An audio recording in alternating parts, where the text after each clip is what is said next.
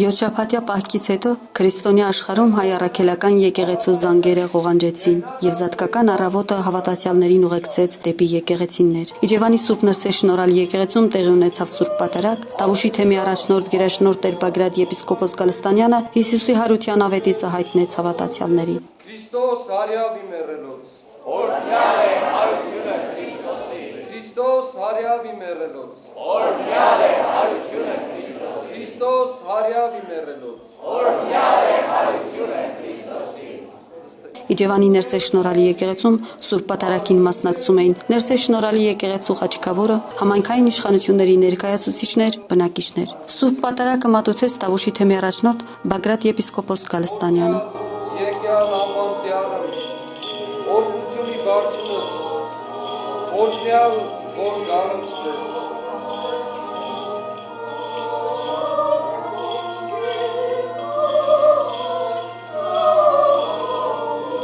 Քրիստոնյաների համար տարվա ամենասպասված տոնն է Սուրբ Հարությունը։ Սուրբ Զատիկը ոչ միայն մեծերի, այլև երեխաների սիրելի տոնն է, եւ հենց նրանք էին Նրսե շնորհալի եկեղեցում ամենաբարձր ձայնով ավետում Քրիստոս հարյավի մեռելոց։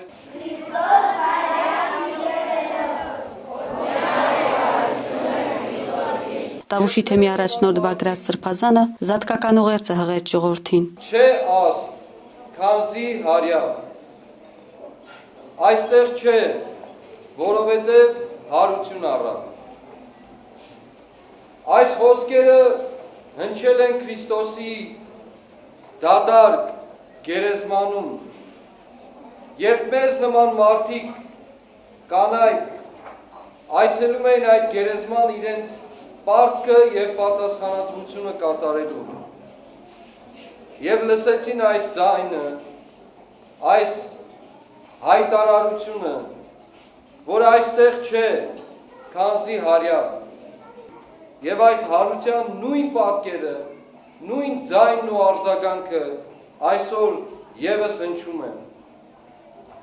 Հնչում է նրանց մտքում, ովքեր հավատում են, որ Քրիստոս հարություն է առել։ Հնչում է նրանց սրտում, ովքեր ոչ միայն հավատում են, այլև ապրում են հարություն իրենց սրտում և մտքում ամփոփած և ծրարած։ Հնչում է բոլոր նրանց կյանքում, ովքեր ապրելով կարողանում են գործադրել այն մեծ հրավերը, որով Քրիստոս ուրիշ բան չարեց ինձ և ձեզ համար, քան թե մահը հաղթեց և մեղքի վրա մեզ իրավունք տվեց, հնարավորություն տվեց իշխանություն ունենալու։ Այն, որ այսօր Տավուշ աշխարհի սահմանները խաղաղ չեն գտնվում, մտահոգությամբ նշեց Տավուշի թեմի առաջնորդը, կարևորելով, որ միայն Քրիստոսի լույսի հետևից գնալով կարող ենք ունենալ կատարյալ քրիստոնյաներ։ Արմատականորեն սրա մասին է խոսում մեզ Քրիստոս։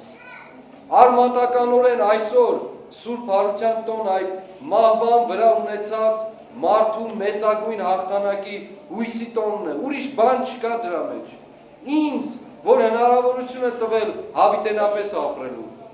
Ձեզ, որ տալիս է բոլորիս այդ հույսը հավիտենապես ապրելու տեսիլք ունենալ, բայց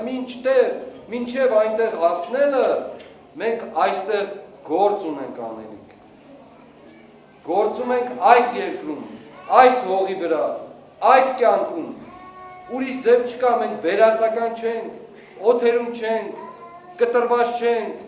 զուտ նստած մեր տանը երկնքի տեսիլքով չէ, որ ապրում ենք, գործում ենք մենք այստեղ մեր հավիտենական ճակատագրի համար։